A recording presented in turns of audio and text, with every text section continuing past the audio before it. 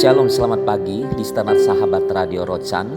Renungan pagi hari ini berjudul Kasih Allah yang diambil dari surat 1 Yohanes 3 ayat 1 sampai dengan 6. Firman Allah berkata, "Lihatlah betapa besarnya kasih yang dikaruniakan Bapa kepada kita sehingga kita disebut anak-anak Allah, dan memang kita adalah anak-anak Allah. Karena itu dunia tidak mengenal kita, sebab dunia tidak mengenal Dia." Saudara-saudaraku yang kekasih, sekarang kita adalah anak-anak Allah, tetapi belum nyata apa keadaannya kita kelak. Akan tetapi kita tahu bahwa apabila Kristus menyatakan dirinya, kita akan menjadi sama seperti Dia, sebab kita akan melihat Dia dalam keadaan yang sebenarnya. Setiap orang yang menaruh pengharapannya itu kepadanya, menyucikan diri sama seperti Dia yang adalah suci.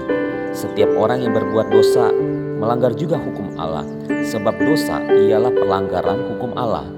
Dan kamu tahu bahwa Ia telah menyatakan dirinya supaya Ia menghapus segala dosa, dan di dalam Dia tidak ada dosa. Karena itu setiap orang yang tetap berada di dalam Dia tidak berbuat dosa lagi. Setiap orang yang tetap berbuat dosa tidak melihat dan tidak mengenal Dia. Saudara-saudaraku yang terkasih di dalam nama Tuhan Yesus Kristus, berbicara tentang kasih Allah tidak ada habis-habisnya, karena kasih Allah tidak pernah terbatas. Seumpama pasir banyaknya, kasih Allah tidak bisa dibatasi oleh apapun juga. Tidak dibatasi oleh kesalahan-kesalahan dan pelanggaran-pelanggaran kita. Ketika kita gagal pun, kasih Allah tetap menyertai kita. Di dalam pembacaan kitab suci hari ini, Yohanes membahas apa sebenarnya kasih Allah yang dinyatakan, dianugerahkan, dan dicurahkannya kepada kita. Bagaimana sebenarnya kasih Allah itu? 1. Dengan menyebut kita anaknya.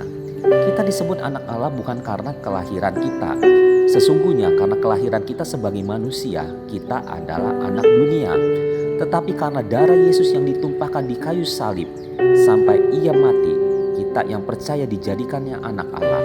Sesungguhnya kita tak akan pernah pantas disebut anak Allah, karena cenderung memberontak, cenderung mengecewakan Dia. Tetapi Ia tetap menyebut kita anaknya sebagai ungkapan kasih-Nya yang luar biasa. Yang kedua, dengan menjadikan kita serupa dengan Kristus.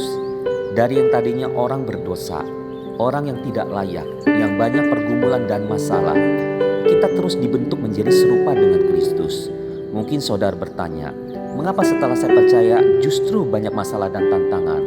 Karena Allah sedang terus membentuk saudara menjadi serupa dengan Kristus, yang kuat di dalam tantangan, tegar di dalam persoalan, hingga akhirnya kemuliaan Allah nyata lewat hidup saudara. Yang ketiga, dengan menghapuskan segala dosa kita, Ia menjauhkan kita dari keinginan untuk berbuat dosa. Setiap kali ada keinginan untuk berbuat dosa, Roh Kudus yang mendiami kita akan mengingatkan kita, menasihatin kita, menegur kita, sehingga tiba-tiba kita ada rasa takut untuk berbuat dosa. Jadi, saudara-saudaraku yang dikasihi Tuhan, tadinya kita menikmati dosa, tetapi kita takut berbuat dosa, benci terhadap dosa, dan mau hidup menyenangkan hati Tuhan. Ketika kasih Allah memenuhi hati kita akan menangis setiap kali kita berbuat dosa, dan kita akan berkata, "Tuhan, ampunilah aku mau berbalik, aku mau menyenangkan hati-Mu." Selama kita masih menikmati dosa, kasih Allah belum memenuhi hati kita. Ketika kita menikmati kasih Allah, kita akan takut berbuat dosa, benci terhadap dosa, sehingga semakin hari kita akan semakin hidup berkemenangan atas dosa, menyenangkan hati Tuhan, dan semakin serupa dengan Kristus. Amin. Selamat beraktivitas dan sampai berjumpa pada besok pagi. Tuhan Yesus memberkati. God bless you.